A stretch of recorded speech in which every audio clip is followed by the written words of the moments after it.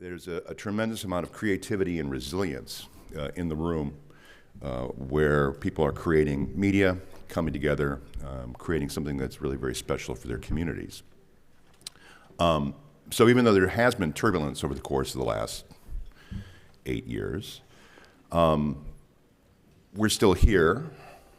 We're still thinking about the future. We're thinking about the importance we have in the lives of our communities. And we're thinking about ways in which we can grow, change, and make change in our communities. But in many ways, the conditions since 2017 have changed radically. Cable revenue peaked in 2018. That was really sort of the great crossover between broadband revenue and cable revenue for cable ISPs, right? Across the country, our members see revenue declines coming from sole source cable franchise fees in the range of 5 to 10% per year, which is not a sustainable course for anybody's mission. So on that score alone, it's important for local communities and local organizations that do work for those communities to be thinking about resilience and survival for work that we think is important, unless we think the work is disposable. And so for a show of hands here before we begin, work is disposable? The work is not disposable. The communities are not disposable. The mission is not disposable.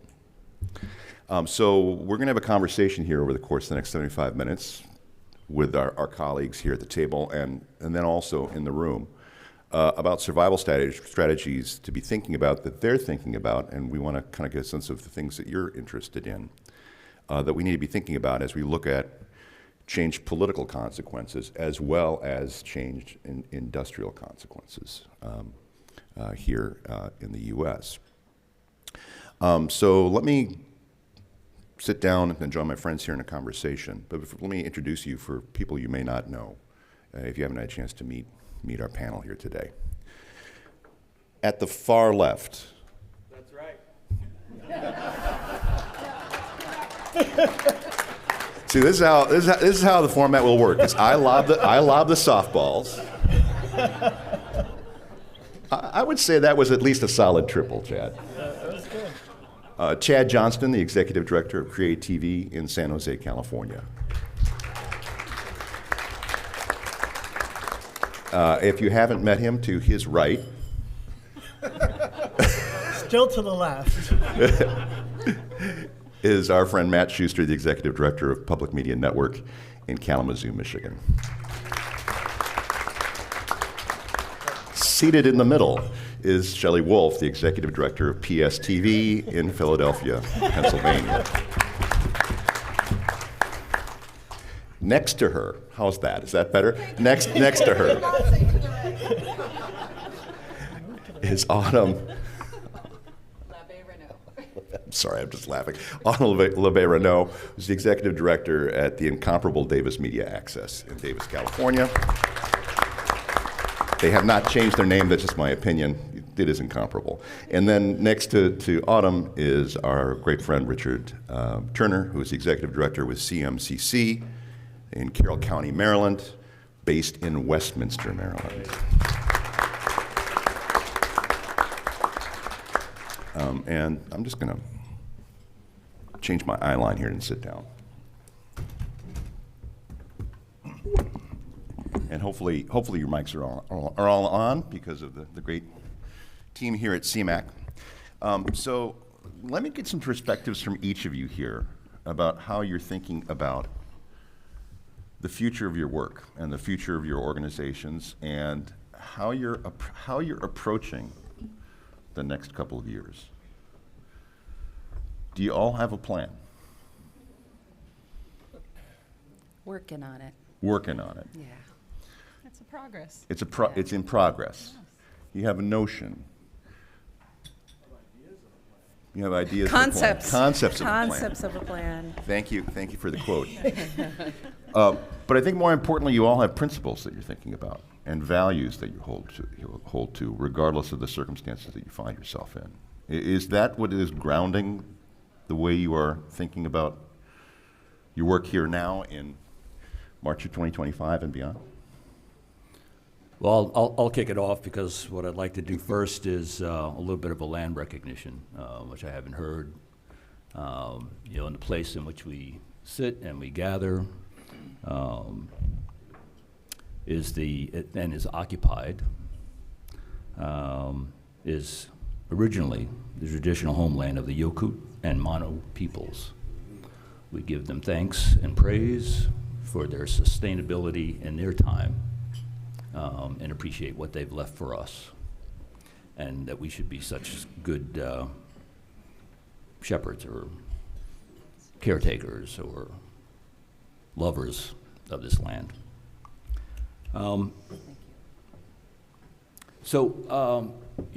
Plans, what are they? Every time I turn on the news, I have to think about how am I going to make it through the next 2 or 4 years in such high degree of unpredictability. And you're not alone. And we are not alone. And I think that is first part of the challenge, is to recognize that we are not in isolation, we are not alone, and that's part of the beauty of being here.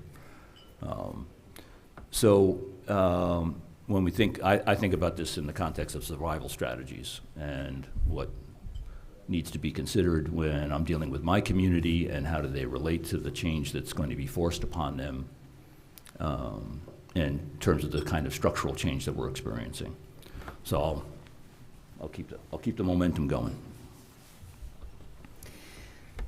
Mike mentioned the drop in franchise revenues, which of course is no surprise to anybody in this room. At Davis Media Access, we have about a $500,000 budget. We're on the smaller side.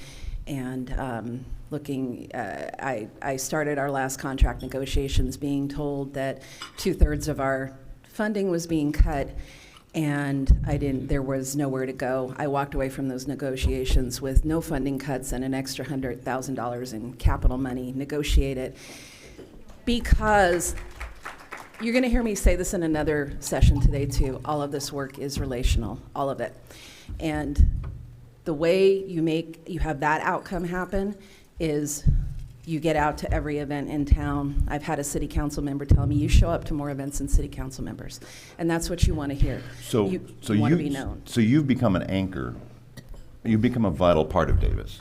We have, and in another question I'll address what our pivot is, but those relationships led to a really hard pivot where launching countywide community information needs assessment, that actually the applications went out from my hotel room yesterday for a working group. So I'll talk more about that later. And I'm in a unique situation because I'm in education only, and we get a very small check, but with that check, we're able to do a lot of work, and it's really starting at the ground. And again, being out there in that community, but also having the kids be out there in that community, setting the values, listening to them. As an organization, as a team, we set the values, we have a vision. And I think what's really exciting here today has been that we have seen a lot of new folks in this room who don't come from all this old institutional knowledge a lot of us carry.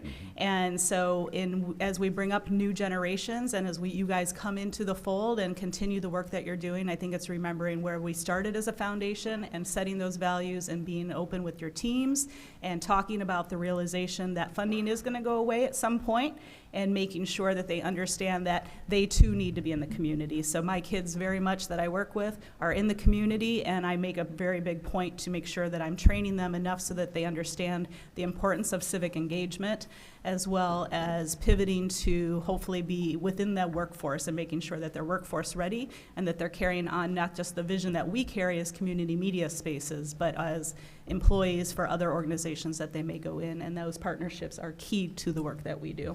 All arts organizations that we collaborate with, non-arts organizations that we collaborate with, and again, making sure that those students, their voices and their impact is being heard. Yeah, so 2016 was actually our high point for cable fees. You peaked early. You peaked early. We peaked early. Yeah. Story of my life. Again, I'm lobbing softballs, Yeah, Matt, so go ahead. yeah, I try. Yeah, so since 2016, we've had a decline of over $355,000 in cable revenue. So the ongoing decline is nothing new. And then in municipal partners leaving, we've had a loss of $760,000 in cable revenue since 2016. So we've been transitioning for a while for revenue. So that part's not as frightening to me, other than how do we make up the revenue and how do we close the gaps, because we're still short of a gap. I try not to look at the next couple of years as survival, because that's defeating to me. I look at how do we thrive over the next several years, and how do we continue to grow and really have more of an impact in our community, despite the challenges we're facing. So I'm trying to keep that framework in mind as we do our work. My colleagues have already said, partnerships are critical and key. We're continuing to build new partnerships, strengthen partnerships, and we're building a potentially really strong partnership with our community college, in their applied arts and media technology program, where we may even potentially be co-locating together down the road for shared resources and infrastructure. So we're trying to keep an open mind and looking at all potential possibilities and partnerships and what we serve, and also knowing that the programs that we run are just the mechanisms we use to have impact in our community. So Say that again for folks. Oh, God.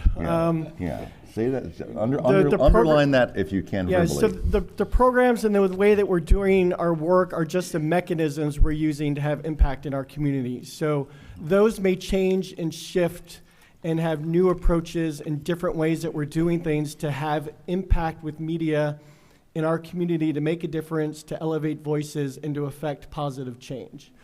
And so, whether the way we do a training program, the way we do a membership, the way we house equipment or facilities for our community is all flexing and changing, and will continue to do so over the next several years because we firmly believe in the value of what a strong civic communications infrastructure and system and tools and training can do for our community and for the betterment of the community. So how we do that work will shift and change. How we resource it will shift and change. But the mission of what we do is what will continue to guide us.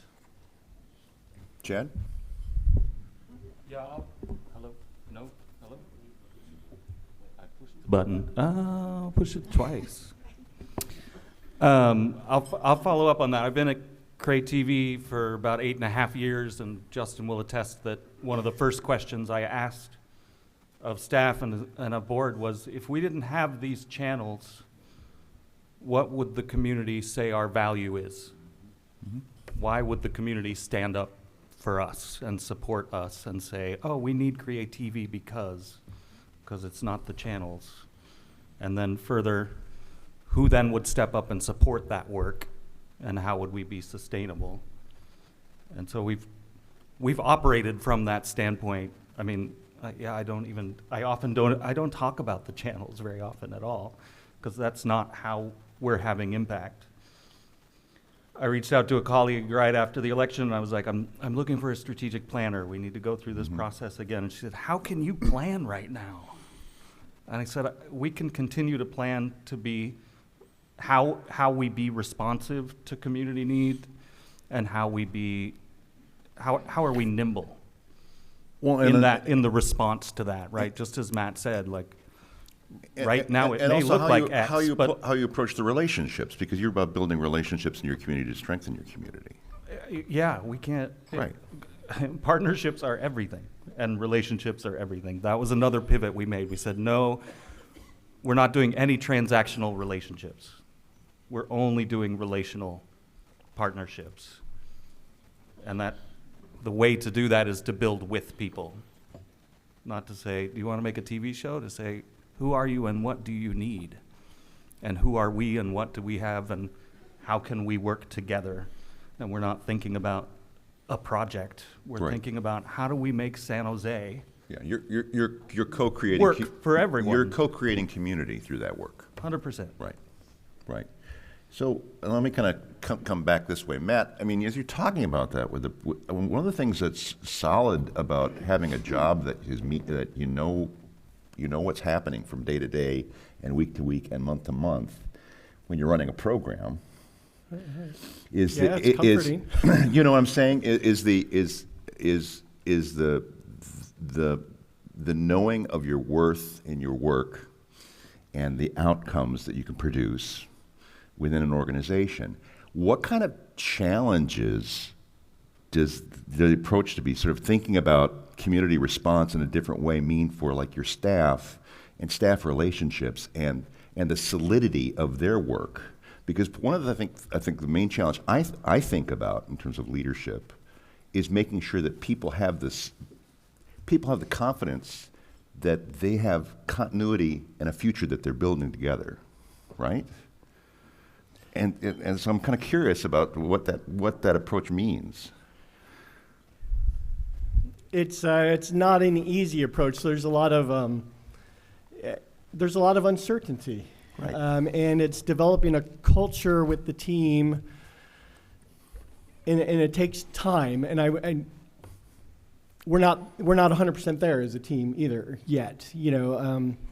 But yeah, as Chad just said, and probably ever, you know, it's a constant, it's a constant piece of developing the skills, developing the support structures, developing the self-confidence to know that you have to be able to pivot, that you can try something and quickly say, this is working, this isn't working, we need to adapt, we need to shift, and to embrace some level of failure in what you're trying at times, if you're learning from it, to grow and create something better for the community. So, you know, there is a lot of uncertainty on my team right now. There's no question. You know, there's some team members who have adapted quicker to it or more comfortable working in this kind of environment, and there are other team members that are not. And so it's a developing a culture of care amongst each other to support each other, to help each other move forward with it and provide what support we can as we figure out the world. And to be honest, as a leader, I'm completely transparent about it with my team. I mean, You're happy to say I don't know, because I think that's one of the things that that's a conversation that's got to be happening over I'd be and over making and over $1 again. million a year or more if Right. I knew how to handle all this. I mean, Right. you know, Right.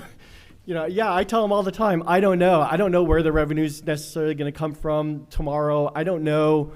You know, we do a lot of grants, and you never know with the foundation if you're going to get funded again, you know, or what level of funding they're going to come in at, no matter how successful the program was. So, you know, there's a lot of uncertainty built into a lot of nonprofit work that you do. So, you know, unfortunately, we've had some of those tough conversations of, if you're looking for a very stable place where you know that this is what your job is going to be day to day for the next 30 years and it doesn't shift, working here is probably not the right choice for you.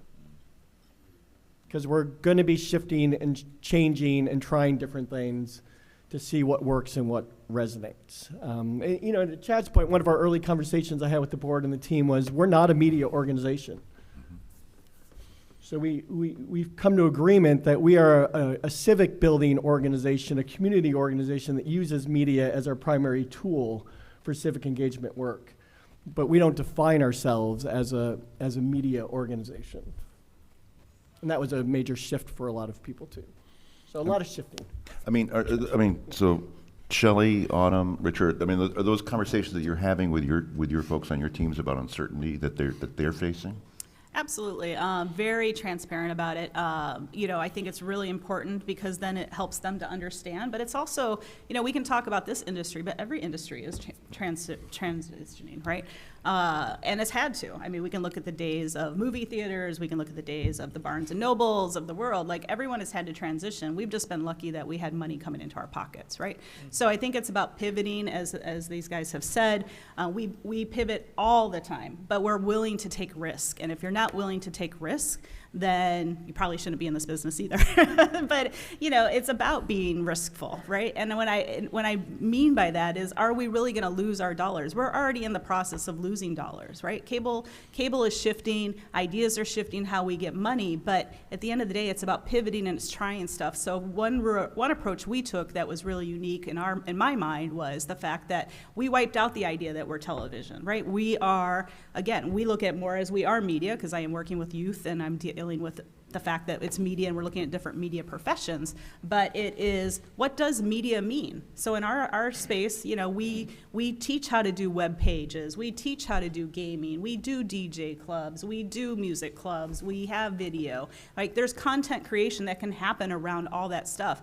It's not the primary. If you ask any young person, and probably most of you now, how many of you are actually watching TV? Your life isn't revolving around TV, right? It's not those same 3 channels. It's not, oh, okay, now we pay for a cable service. It's, you are consuming and creating media every day. So how do we pivot with that, and how do we allow our organizations to understand that, you know, anybody walking in the door has already used their phone to create some form of media. So looking at what does that pivot and how does that engage, and how do we engage in a community, again, to keep that discourse going, to make, you know, citizens and young people part of the fabric of tomorrow and know what's going on as we make these big changes. I've led Davis Media Access as executive director since 2007. There's never been a single moment we haven't been in some mode of reinvention. In recent weeks, I've had board members and staff alike come to me and say, we're a media nonprofit. I'm going to get to that. I don't describe us that way either. We're a media nonprofit. What are we going to do? I feel like there's a target on our back. And my answer is, until or unless we meet an immovable obstacle, we're going to keep moving forward and serving the community in the ways that we know how to serve the community. And we're going to keep figuring out new ways to serve the community. I totally agree. I was going to use the term risk averse. You can't be risk averse and work in this field. And I also want to second something else that Shelley said. I don't talk about television channels. Our constellation is a little different. It's a P, an E, and an LPFM. The city does its own government. I haven't talked about channels or TV or services in that way for many years. The way we describe what we do is we build strategic partnerships with nonprofits and others to help them build their capacity. We frame ourselves as capacity builders. And that's been a major shift that has led to things like going on year 6 of a contract with our community college, where we basically do access out there. We run their e-learning suite. It's led to grants. It's led to paid production services. It's just, you know, so I don't describe us as a media nonprofit, ever. Yes, yes, and there we go. I'll change it up a little bit. We wear the mask. We wear the mask that grins and lies. It hides our cheeks and shades our eyes. This debt we pay to human guile, with torn and bleeding hearts we smile, and mouth with myriad subtleties. Why should the world be overwise in counting all our tears and sighs? Nay, let them only see us while we wear the mask. We smile, but O great Christ, our cries to thee from tortured souls arise. We sing, but oh, the clay is vile, beneath our feet and long the mile. But let the world dream otherwise, we wear the mask. It's Paul Lawrence Dunbar, was alive 1872 to 1906. Radical thinking, but approachable. Sort of my philosophy. You know, I live in a community where I don't have the privilege of expressing my anger about the circumstances that we're in. So I wear the mask in order to survive, in order to be here another day that gives me the opportunity to be an agent of social change.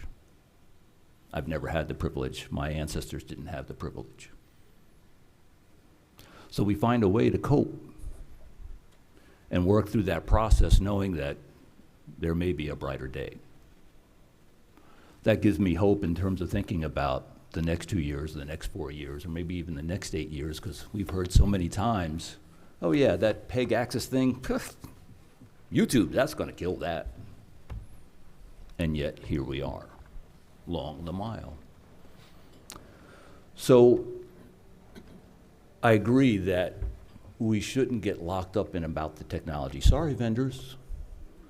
Listen to our plea and to what solutions we need. Because the reality is that we were out in front with technology that allowed us or gave us a tool to help in that transformation and social change. It was the Porta-Pack. It was before its time. Who thought of giving the power of these small electronic devices now contained in our pockets to enable that social change? So I encourage us to think about the and rather than the or. And I have to say, this morning I got an amazing email.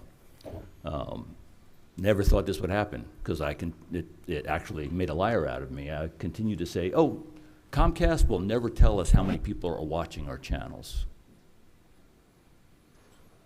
And yet, this morning, I got an email from my Comcast rep after being in a regulatory commission under which she does nothing but deflect, and actually provided me with viewing statistics for the PEG channels in my community. And I was glad to say, of the 156 networks, we were not 156th. Right? So I have to believe in the and, because I know channels are still one way in which my community consumes the content that I deliver. It is not the only way, it is a shifting way, right? So back to the point of part of the question of what's my staff thinking, is that I have to give them the understanding that I will sometimes have to wear the mask, and yet feel that there can be a safe time I can create with them where we can be authentic with one another. And understand that when they're out in the public, that they will have to try and find a authentic way to connect to the people in our community and engage them in a way that's effective, that brings that value that we're talking about in a way that is transformational, not just transactional. I want to get back to the minute. I'm going to change the subject to get back to some word that a number of you mentioned a little bit, but I want to get back to that. So just hold that thought for a moment or two, and I'll get back to that, Richard. A bunch of folks use the word pivot, and I'm really kind of curious to kind of do a deeper dive with you, Autumn, because you're thinking about this kind of sounds stupid. It's like post-game analysis or something. You're doing a hard pivot, right? That's the word you're using, not a pivot, a hard pivot. Yeah. So I'm kind of curious about like the process that you're going through, the journey that you're going to be going through with the community, not just your organization, with the community and the community you're trying to build. Tell people a little bit about that. Sure. So I want to mention that I've brought a bunch of these postcards that describe the project I'm about to mention. I'm sitting at the table after this where Brian Harley is. I'll be over there. Come get one. It has a code if you want to just scan it. Post-pandemic, our organization was getting ready to start some very overdue strategic planning. And at the same time, I was having a series of conversations with other former journalists in my organization. I started my career as a newspaper reporter and editor. That was my first career. My board chair is a former journalist. One of our radio public affairs hosts, actually two of them are former journalists, et cetera. And we started from a place of curiosity. And the curiosity was, I wonder what would happen if we took the technological expertise and the technological infrastructure we have, and we paired it with journalistic expertise and, most importantly, deep community connections as a trusted partner. What would happen if we put that all together? The context in which this is unfolding is, so Davis is home to the University of California at Davis. So while there's a lot of young people in town, they belong to the college. There's definitely a big have and have not divide. And Davis is one of 4 cities in very large, largely agrarian Yolo County, and we're the only community media center. We're the only type of organization in our county. And during the pandemic, we really bridged out and provided services countywide, helping people with virtual events and providing news and information. And that experience changed how people in our community viewed Davis Media Access. When I go out and talk to other communities, I have to say, yes, Davis is in our name, but we serve the county. So curiosity grew into an idea that I couldn't shake, that kept me up at 2 a.m., and I wrote a concept paper. I'm a writer at heart, and after I wrote the concept paper, I met with someone, a good friend in Davis, who many of you know, Jessica Maria Ross, and I said, can I bounce this off you? And she said, oh my God, your timing is amazing. This is just before all the big funding, Press Forward and all that was released towards the end of 2023. And we have been running with that ever since. What happened is I went out and I met with about 50 people in the community, and I asked them, hey, I wrote this thing, help me punch holes in it. If you've never done that, it's a really interesting exercise. Tell me what red flags you have. Tell me what excites you. And the more I talk to people, it's important that I mention we are about this far away from being a complete news desert. All our legacy papers are pretty much dead in the water. We do have 2 radio stations, our community radio station and a campus radio station. And the more I talk to people, the more they said, I'm so glad Davis Media Access is taking this on. This is really needed. So a lot of water under that bridge. We have branded the project YOLO Local. You'll note Davis is not in the name. And we are embarking upon a 4-month countywide community information needs assessment. We're forming a working group that will have people from all 4 of those communities that will represent different communities, including culture bearers, different languages. Their task is to help us get out our survey instrument and to engage at events all around the community, the county, over the next 4 months. We're partnering with an organization called the Impact Architects, and they are nationally known for doing this kind of, they call it information ecosystem assessment work. They are working with us. Their last project was for the entire state of Wyoming. They do not work with small community CMCs. But they were looking to do a pilot where instead of coming in and doing the whole thing, they could provide the framework and the methodology, and they had a community partner that could be boots on the ground and do all the community engagement. So we are pursuing that process. The end result of this will be a lot of data, a report, a playbook, if you will, for how other CMCs might be able to do this. Impact Architect is working on making this a pilot where they can work with other CMCs, okay?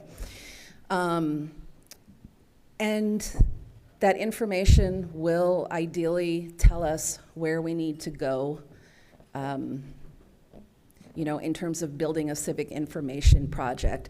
I do believe our hard pivot moving forward is that while we may be using media tools, what we are doing is probably training up the next generation. We work a lot with high school and college students, training up the next generation of community information gatherers and reporters, and finding new ways to build relationships and connect the community. So I'm gonna stop there, allow room for other people, but come, I'll be here afterwards. Come talk to me, grab a postcard, ask me questions. It's a really exciting process, to my mind, for what you're engaging the community with. And I think one of the things that's particularly interesting is that you're going to get some surprises through that process. I have no doubt about that. Right. And I think this Yeah. is one of the things that's useful to think about as people in the room are thinking about, like, what are sort of the building blocks to be able to build something with community, is to be open to surprise. Yeah.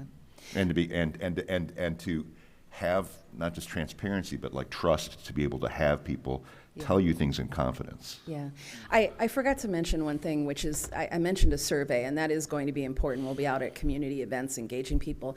But we're also doing a series of deep listening sessions and focus groups around the county. This is very, very similar to a process we did when we launched. We were the first public access center in the nation to launch a low-power FM station. We're celebrating 20 years. 20 years, you know?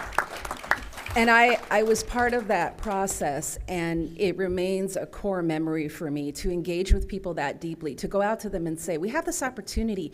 What do you need? What would be useful in your daily life? What would empower you? What would be motivating? So the other piece of that, and this is something that Daryl Holliday has really modeled and JMR has modeled for people, when we're done getting that data, we don't just say, thanks. We actually go back to them and say, we asked you for input and we listened, and here's what we've learned, and here's where we're going to go next. So that closing the loop is a really, it's a really important part of any community engagement, I think, but especially in a process like this where we're asking people to share deeply about what their needs are, right? That's a knitting metaphor, isn't it? So it's Close not the just loop. you're closing the loop, you're also building the next knot. There So we go. you know, work on Yeah. the metaphor there. All right. I'm not a So it's knitter. What can I thread- say? the thread continues, right? It's not, you're not ending the process. The thread continues. All right. We want to open the discussion for folks here in the room with questions that you've got about like how you start thinking about the resilience, survival, meaning, and the things that you're building. I want to turn back to something that Richard alluded to a little bit, and it's sort of a personal question for all of you, really, is what gives you courage and strength in your work? I'll kick it off and try to keep it short. Because there were so many people on this panel when they talked about the design of the panel and the great work that Sue does. So I'm trying to figure out how can I bring something that's unique to a lot of the great work that others are doing here. And I think, the courage comes from the bonding that we can create both in our community and in our staff. We just did a organizational development in-service training for our staff, and half the staff had never experienced something like that. Vulnerability was a part of that, was being able to model, demonstrate, work on understanding what vulnerability meant, and exposing the fear that risk brings, and how we can overcome that, because we can find a way to be in this together. Cohesion, I think, is an important aspect of that. The theme of cohesion is important. And quite honestly, that's one of the things that I really admire about our particular coverage in sports. When I joined the organization, we were told, we can't do sports. And I think it was just thinking about sports in the wrong way. It wasn't in your bylaws. No, it wasn't in the bylaws or anything else, but one would think so. It was a value. Right, yeah. It was really a value prop. It was a value proposition. And in my community, where you see the greatest level of diversity is actually on the field. And I, in creating a treatment of sports, ensured that before the end of the game was over, the last moment of people shaking hands or giving five, and sometimes, yes, they pick up mud and slap one another, but the idea of the visual of, even though they were competing on the field, they're still human, and they need to relate to that. I'm honestly not sure it's so much courage as sheer stubbornness most days, but the folks who tell me, and I get this frequently, this is how this organization has touched my life. Knowing that, at the end of the day, I can look at myself in the mirror and say, you did good today, right? You helped someone. That's really it in a nutshell. I love this work because it has the capacity to touch lives. Yeah, same thing. I mean, talk about courage or talk about risk. I think about the days when I first came as a young girl, like into this industry, not knowing anything about what this industry was about, and having the mentors I had. I actually have to give a shout out to the Buskies because they were definitely a huge part of that in my growing career. But for me, it is that light bulb. Like, you know, I've run public access stations, and I'm grateful to look around the room and see people that, like, who've come up behind me in those spaces, and they continue the journey. And, you know, I've wanted to always give back. I wanted to be part of communities and community organizing, and to be able to do this work, and especially with students. I mean, when you see that light bulb go off and, you know, oh, I get this. Oh, I get to tell a story. Oh, I get to, you know, use these cameras. I get to, you know, it's about changing lives. And, you know, it's a risk that's really important, and I'm willing to take that. Like, I stand, you know, one of the things is, and I heard Richard say, is about that vulnerability, and it is being vulnerable, right? It's being vulnerable to shift, right? Like, I hear a lot of times as access centers, we had, you know, oh, why didn't we reach this community, or why are we not reaching this community? Why are they not coming here? It's, again, being vulnerable. So in my space, we're at a sanctuary city, and recognizing that I'm probably the only white person most times in a room, I had to be vulnerable enough to go, what are the needs, right? My needs are, I need paperwork and documentation for my students that are in multiple languages. Multiple languages I don't speak, I don't understand. I need to make sure that I'm protecting their rights. I need to make sure that I'm still helping them to amplify their voices, right? So making sure I have that documentation, making sure I find spaces for them, making sure that they are included has been a real lift and a big vulnerability of opening that space and being, okay, we need to shift the language, we need to be there and be present for them. Wow. It's hard. Yeah, I mean, that's why I'm asking. I mean, You know, I'm alone. I'm alone in my room at night, and I wonder. trying to be a sometimes. little, you know, to be a little vulnerable. You know, there's days that are good, and there's days that are really tough to get through. You know, looking at numbers and looking at balance sheets and looking at closing budget deficits, and then also looking at people's lives and figuring out how we move forward and the support, and then trying to stay that strong. It's tough. Having a network of the people like at this table and other people out there that I've known for years, and knowing I can call and that they relate to this and can sit there and we can just be, you know, knowing that we're dealing with stuff and trying to figure this out. That gives me strength to know that I'm not alone in it, because how many of us have another organization in our town that does what we do? You know, there's not really that. So, you know, most executive directors, while they may know what's going on, they don't always relate on the same level, even though they run a nonprofit in town. So, you know, we're unique, we're different. So this network, the community media movement, gives me strength to get through it at times, you know. And then when I don't have that network to reach out to, because it's just one of those days and I don't have the time to get on the phone, it's, you know, or get on a Teams call or something else, it's going back to what difference we're making, as some people have said, and really rooting down in that. You know, whether it's looking, and we do all PENG, so whether it's looking at government meetings and saying, why are we covering 30 government meetings a month? You know, what does that do? It's not just about transparency. It's about helping people engage with their government to be able to become more active citizens and have a different voice in their government by knowing what's going on. So, you know, it's looking at how we do that coverage differently. It's looking at how we build something. I mean, and it's rooting into, it's looking where there's opportunity today. So there is so much opportunity for what our communities need today that it's easy to get locked into the struggles and the challenges of what we face, rather than digging into what is the opportunity and what can we build that's going to make a difference in the long run.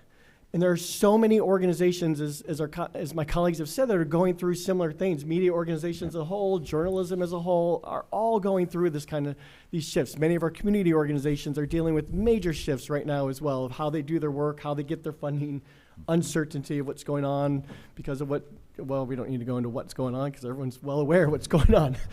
But there's a lot of unknowns, and so it's what do we build? What do we do? I'll agree with Autumn. It's part of my own stubbornness. I'm a lifelong learner. Is one of my top things, and strategy is another thing I love. So I'm always trying to look for what are we supposed to be learning from this, and what can I do differently to move us forward in a new direction and be better than what we were yesterday. I mean, being in the civic media space and trying to dig into what's going on with journalism and other things and how we serve it, there are so many journalism organizations who want to be able to do what we have done for years. Mm-hmm. You know, we talk about information needs assessments, and we've done those for years. You know, it's new for journalism to go, oh, we should learn what our community wants. But part of cable franchising was doing information needs assessments. We didn't always call it an information needs assessment, but it was doing needs assessments about what needs are in our community that cable communications and the local civic information infrastructure can serve. So it's building on those strengths of our movement from the years that we've done to say, where are the opportunities now that we can put our strengths to really move forward rather than just focusing on what the obstacle may be. So I'm always looking for the way around the obstacles, and I guess that's what helps me get through the day. And I have a 13-year-old, and I want a better world for him. So. No, I'm glad. I mean, I'm glad you said that, because I think one of the things I think that I'm reminded of all the time with this question is that, you know, the word courage comes from the French word for heart. You know, where does your heart lie? What brings you that passion that motivates you as the wellspring for your existence, and to get up to face reality. So I'll ask Chad about facing reality here. What brings you courage and strength in your work? Because I know you'll give me a non-snarky answer. Have you met him? Did you just open that door? No, the hard thing is big for me. I mean, right after the election, several of our staff members in our monthly team meeting were like, what are we going to do? You know, that sense of immediacy of needing to rise to the challenge for our community, right? Part of what is a pain in the butt in the work that we do is that we're really doing culture and narrative shifting, and that is not quick work. That's slow. It's very slow. It's incremental. One story after another story after another story that shifts minds, that shifts ideas. And that's scary. We live in people want data. What did you do? What impact did you have? I mean, cities ask us all these dumb questions. How many TV shows did you air? You know, like how They many don't use pieces that of voice, do they? equipment? Sounds that way. It depends. Right, and so we get in this mindset of like, okay, that's how we measure success, and it's scary to go and say, well, I don't know what the impact is going to be exactly, but what gives me courage is those moments where you do see the impact. I mean, both at St. Paul Neighborhood Network and at Create TV, we run these documentary programs for systemically excluded communities, people that have never, they're not even emerging artists, they're pre-emerging, right? Like they don't even know that they can tell a story. And they come out and they have a different sense of being, right? But I don't know what they're gonna do with that. But on occasion, they come back or you see the impact. I mean, a woman did a story about the lowrider culture in San Jose and how lowriders they were banned. It was illegal to cruise. It was illegal to bring out that part of their culture. And she did a piece about it. And 4 or 5 years later, it's legal. It's celebrated. The Lowrider Club is booked. And they're in front of City Hall. I could not have imagined that we would have been a part of that shift, but we were. And I guess that gives me courage. The other part is, y'all, we got power. We have to recognize our power. I have 1 foot in the city. City council will meet with me. They want to hear about what I'm doing.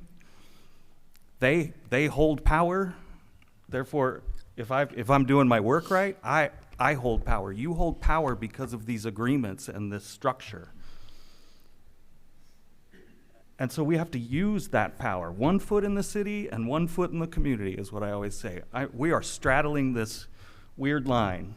Yeah. I'm not the rabble raiser, but when I see the rabble raiser, I'm going to make sure the resources go to that cause, in particular, if it's focused on helping to shift the inequities in our cities and our towns. But it's not me doing that work. No, I'm leveraging the immense power that we have. The money you get is power. Well, and I actually think that powerlessness is a choice. You can choose to be powerless. 100%. Right? If you want to be comfy, Cool. Similarly, guess. similarly, You know, you can like- choose to be irrelevant, correct. and you can choose to hide. We're coming up on it. We've had a 10-year really cushy agreement with City Council. I mean, a very nice agreement that took a lot of work. I wasn't there. Thank you, Justin, Suzanne, all the people that worked on that. I mean, I went around to every council member, the mayor's budget staff, you know, and these people were like, you do good work. I cannot see. This is a no-brainer. We have power, so therefore, I'm going to leverage that power. And leveraging that money to get more money, to make more impact, it's not impossible, it's but not- you have to do it, and you have to make that choice. And I think that's the other sort of lesson that I've taken over the years is that leverage to multiply power and impact is something that we have to take advantage of. Funders look at me and say, you're stable because you got this money. How I mean, are it's you- declining, but they at least look at us like, Correct. oh, you know what you're doing. You've got these expertise. You've got these resources. The city supports you. How could I not fund you? You're not just no one coming in off the street. Yeah, and that story of multiplication, that story of multiple impact is powerful, very powerful. 100%. Autumn, you're going to say something to expand. Yeah, just to follow up on something Chad said and something Matt said. The seed funding for this project came from the city of Davis and a couple of county supervisors, along with some private donors. Our funding's been on the chopping block so often, I can't even tell you. I've successfully fought it off. We have successfully fought it off every single time. We're at the point now where they look at us and say, oh, it's you again. I don't want to deal with you. We'll just tell us what you need, and we'll get there. But earlier I talked about the importance of those relationships, and so they literally yielded dollars for a project that is out-of-the-box thinking. And then Matt mentioned needs assessments. I just want to note that in California, we lost those with the enactment of statewide franchising in 2006. And so in our county, people have been doing needs assessments about climate and needs assessments about public health, but absolutely no one else is stopping to take the time and find out what people's information needs are. Go ahead, Matt. And just to Autumn's point, that and in Michigan too, we went to state franchising, and I think, yeah, and so we don't have to we don't do those anymore as part of franchising either. But I think what's important in that, and what's great about what Autumn is doing, is that there's, even though we're not required to do it in order to get and really the reason we did it, because I used to do cable negotiation too, is because you had more power at the table with the cable company if you went through the whole process and did a needs assessment, and you could prove things to them, and they could turn around and say, hey, you're going to have to do this, or we're going to go through a different process with you. So there's nothing to say we can't or we shouldn't still be doing that work to identify what the needs are in our community on a regular basis as we move forward. We're constantly surveying and asking our community what they need. You know, on small scale, larger, in another year, I anticipate us going through a much larger needs assessment again. That scanning, building the muscle to do that scanning regularly is an important practice. And I wouldn't say it's a strategic plan. I would say it's a practice that you need to be engaging in.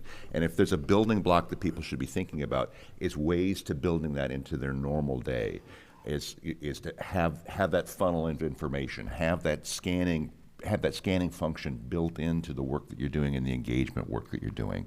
Right, and importantly, as Autumn noted, to have that closing of the loop.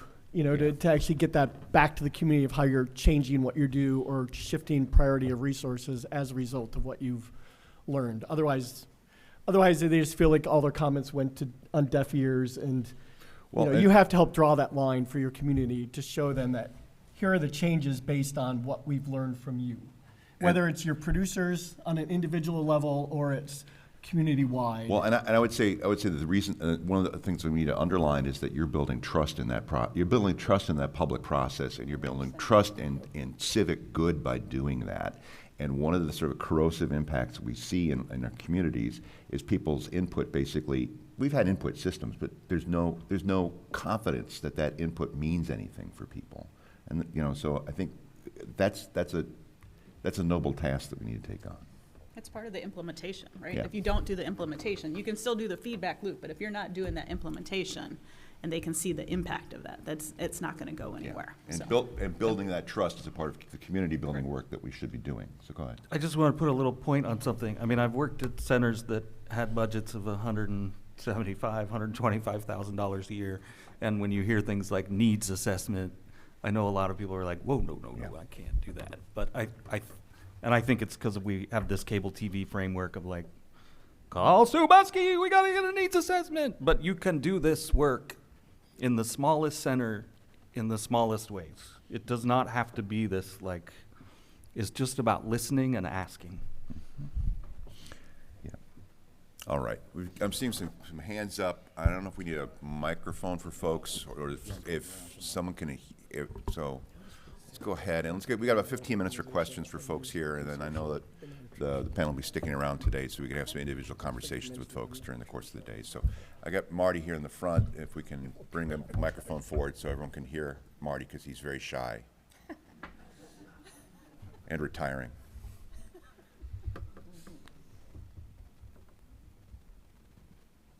And reclusive, don't forget reclusive. Okay, reclusive. You're like a spider. First, a comment and then a question for you, Autumn.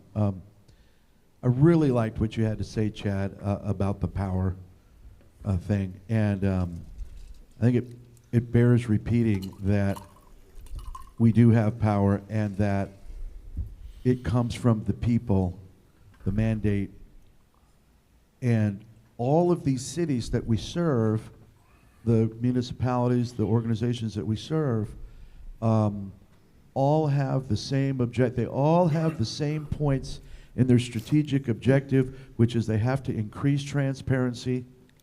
They have to increase their ability to outreach to the community and their ability to get their message to the community so that they can involve, invite, and engage the community. And guess who's in the catbird seat to make that happen?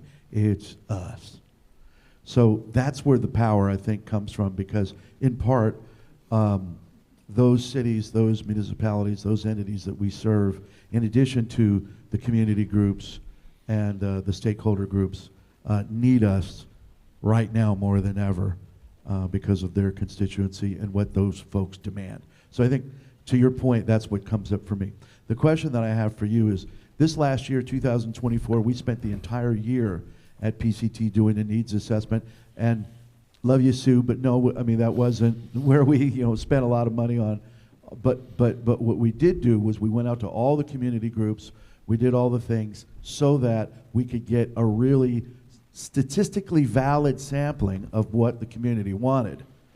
Fantastic. We love the feedback. Over 90% of the people in our community say that of the 5 points, and it was a very short survey because we didn't want to take people's time up, we wanted to say, drill down to the nitty-gritty, what are the things that are most needed in this community, and how much is it needed? On all the 5 questions that we asked, over 90% of the people said this is vitally important and that the funding mechanism needs to be in place to support it. So now I've got this data, and you're going to get this data. What's next? So we set out to do this process with an intention that we are going to create a civic information hub. What this process will do is give us enough information about how we should shape and tailor that to our communities. I'm having to be very careful in this process to not let my pre-existing ideas of this would be really cool or this could work, and to just stay open to the feedback that we're going to get. Because as I said, I'm going to be listening to a whole lot of people in the months to come. But we have a very clear idea. I'll be honest, people in Davis and Woodland, they really don't ask us for studio services. We don't serve a lot of individuals. We serve a lot of organizations. We've already done so many pivots. I've lost track of them, but this is very intentional that we are moving, and this is with our funders' support. They really like this direction. We are moving to try to address a real, as I said, growing news desert, real gaps in information. I get calls and emails at work every day. I can't navigate the city's website. I don't blame them. It's crappy. I can't, and I need to find information on this meeting. Can you help me? Well, okay, let me Google that for you. But yes, you know, people are struggling out there to make sense and to find information about basic things. So we want to morph into an entity that helps provide that information and helps connect people. My board is very enthusiastic. I have several new board members who came on specifically because they are excited about YOLO Local. So it's our intention is pretty clear that we are going to radically change the face of our organization and what we do utilizing media tools. And someone else said this earlier, and I'm going to channel Heather Adams from Berks Community TV at the moment. And if folks don't know Heather, she's a rock star. Yeah. Yeah, she really is. You know, Heather spent a year doing a needs assessment for Spotlight PA, and the point she keeps making, we're both in the News Futures Working Group for helping articulate the role that CMCs can play in this revisioned information economy. The point she makes is we have what newsrooms want, and I think you said it earlier, Shelley or Matt. We have this equipment and we know how to use it, and they are desperately trying to figure out how to incorporate video and audio and podcast and things into the work that they're doing. We have all of that. So and that's going to be attractive to funders. That, as Chad said, is power. Other questions from folks here in the room? Go ahead, and if you've got the mic. Morning. Since yesterday there's been, sorry, I'm going to refer to my notes because it's a complicated question maybe. There's been kind of this intentional categorization and difference between empowering and amplifying voices and giving a voice to the voiceless. I'm just curious what the nuances of that are for you guys in your like day-to-day or just general activations. And also how that might link back to what you said about powerlessness is a choice. I'm just curious to see how that works for you guys. Thanks. Well, all right, I'll jump in. See, we actually try not to use empower as much in our framing at Public Media Network for the intentional choice that people already have power. So what we're doing is we're taking the power in media systems and we're sharing that power with them, and we're giving them more power to use and helping them to get their voices amplified or more heard. I think I mentioned yesterday in the workshop, you know, one of our taglines used to be, you know, where every voice matters, but you know, when we looked at that, every voice already matters. You know, so we're not the place where every voice matters because you have a voice that matters already. So we work with you and alongside you to help give you the tools and share as Chad said, we hold power by controlling these channels, by controlling media systems, by having media tools and equipment and technology and knowledge that we can share. So we through training, we share that with people so that they can have that power themselves and use it more effectively, use their own power they already have more effectively to challenge systems. But we don't look at it that we're empowering them. I'll add, yes, and we think about it as power positionality, right? We're trying to assist in helping someone navigate and understand their position of power through that process of storytelling. And I did some really hard community engagement work in Durham, North Carolina, in a majority black city. Chapel Hill and Durham were like historically for all kinds of reasons, and we were trying to help them save their access channel. And someone so brilliantly said to me, there are no voiceless. Stop saying that we are voiceless. And out of media justice, a decade later, they said there is no voiceless person. It's just a story that hasn't been heard yet. Yeah, and a connection that has not been made. That's Yeah, how we the that's how connecting. we try to in our work think of that. Yeah. That's a great question, by the way. Yeah, I feel really, I'm like, oh, Yeah, I love the question. we're done. Yeah, go ahead. Yeah, David's been on it the whole 2 days here, so right on. And you know, we deal with technology, and this is insightful for me even to reframe it in terms of removing resistance when you think about a circuit. So, All right. Enough with the But puns. just, can I just take Go one ahead. thing off Yeah, that? Yeah, We please. talk about the resistance, but also like when we're amplifying the voices and giving them the tools and providing the access, right, is remembering they have access in their hands already. So walking into a studio can be sometimes very intimidating. Like, oh my God, I can't use that big camera. I don't know how to edit. I don't know how to do this. So again, it's meeting people where they are and the tools that they have, and then growing and scaling from there so that they can feel like they are also, they have the empowerment themselves because they're already creating. So how can we give them those other resources? Okay, we've got about 5 minutes left. I see a question here, and then we may have time to be able to squeeze another one in, but go ahead. Thank you. My question is about elevator pitches of all things, or maybe our mantra, however you'd like to call it. But I guess that I see some like Philly Cam, they do a great job right at the grassroots level, get huge grants. Others of us, maybe, especially if you're in more affluent communities, you know, you're really good with businesses, you do what you will with education. And I'm just kind of curious as though, do you have different elevator pitches, maybe that you've learned recently? I've heard some of you mention this, to where, you know, where the pain points right now, immigration, big issue, homeless continues to be big issue. These are maybe not always really friendly, maybe with your board even, in fact, I don't know. Do you just wing it and go out there and just do it and just listen to who your audience is? Or do you kind of like maybe, rather than have a bottoms-up approach, do you still have some tops-down, I guess is my question. Go for it. that's why I brought the poem forward. In our organization, we have one value. It's the platinum rule. And that requires us to listen and sense to the environment around us and respond to it in a way in which that environment, that individual, would have the greatest possibility for resonating with what we do in our mission.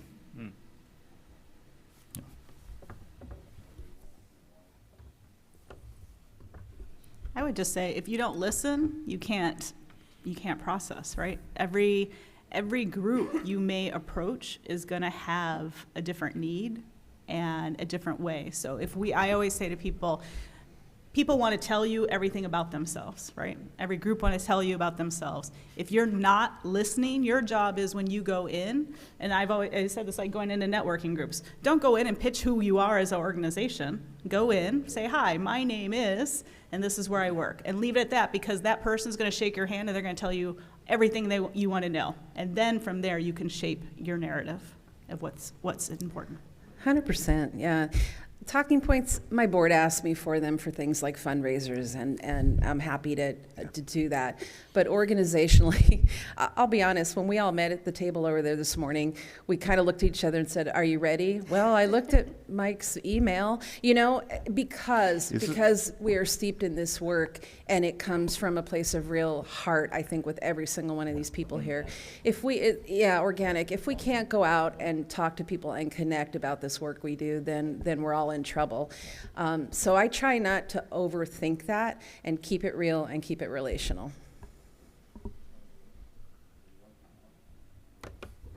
Chad, go ahead. No. Or thumbs up from Chad. I All right. can't add anything here. Yeah. We get time for They said just it. one quick question from anyone else from the room? Go ahead, Bobby. Let's get you here. Squeeze this in for folks. Just have a little time left. Thank you so much. So my question is it's probably easier to change the narrative within your organization that, no, we're not just the PEG station. Now, we're community builders. But how do you get the rest of your community who's known you as this for a very long time, how do you redirect them into that thinking? And I know it's slow, but how did you start that? Where it's like, well, they do the city council meetings, not they engage our community in civic journalism and all of these things. How do you make that shift? I'm going to argue with you a little bit that I think it's actually harder to do it internally than it is externally. I was going to say the same. I think that's fair. That is Because, you know what it is? all the gray hairs I have Well, and are because from trying to do that. And I'd argue that people care about their identity, and they care about their self-worth, right? And we're not doing meaningless work, right? So the hardest thing to do is change cultural internally, because that's how people live their lives within an organization. But to get to your question, Bobby, I think it's the doing of the organization every day to be able to do that work, because you are building meaning. So start today. Don't and find ways to build that communication in your work with your community. Yes, and branding matters, and being consistent with your messaging as a through everything. For us, we were called Davis Community Television, and then we launched a radio station, and we went, this is problematic. So we changed our name, and from that point forward, that steered and helped us brand everything we do. And we had to stop and say, we're not just providing TV, and we're not just providing radio. We're providing a suite of services and these tools that help create community, help strengthen community, help build community. This is all language we've used over the years. So yes, and branding does matter. Another yes, and it's hard. Yes. You have all of these other forces out there that have attempted to define us because we show up with a television camera or a video camera. And so they still call us up and ask us, like, will you cover this event? It's tomorrow. And I said, that's a great idea for next year. Right? So, because we're looking for the engagement with them, how do we start 3 months as part of the planning process to engage who from your group or our stakeholders or participants can be engaged with us to make this happen? And then that's part of the transformational part of changing the dialogue and the narrative. We've never referred to ourselves as a station. And I was fortunate because I started 8 years ago at this organization, and already that paradigm had shifted. And I was, station is stationary. We need to be in motion and movement. Nice. Right. With momentum, we can create change. It's very difficult to change something that's standing still. But if it's already in motion, you can deflect it or move it much more easily. So, Real quick, we're running out of time. Yeah, really quick. Yes, and it takes time. But beyond, the brand is more than your name and your identity. So I just want to push that a little bit more. It's the messaging. So it's not about correcting people when they know. It's about then reinforcing what the underlying message is, or the underlying work and importance of the work that you're doing. So we're best known. We changed our name 20 years ago. We're still known for the original name. More in our community than we are today, and actually, and get comments all the time that the name has hurt the organization because it's not community access anymore, so people don't see themselves as being part of it. But then it's just re-emphasizing that. So even like in our orientations, we rebranded what our name means to people, and we explain that, and then they mention meetings, and we talk about, but this is why we do meetings, and then we also do this work. So it's just adding and layering, and eventually it starts to percolate, and people go, oh, okay. But yeah, it takes time, and teams are the harder part. So we've run out of time. Please, huge round of applause for our speakers here today. Thank you so much for your perspectives. We've got a couple of sort of housekeeping notes, but everyone's going to be here throughout the day to continue the conversation. So I invite you to continue the conversation with them. And I want to thank you all for the time this morning as we kick off day 2. Thanks, Mike. And, Terrific conversation.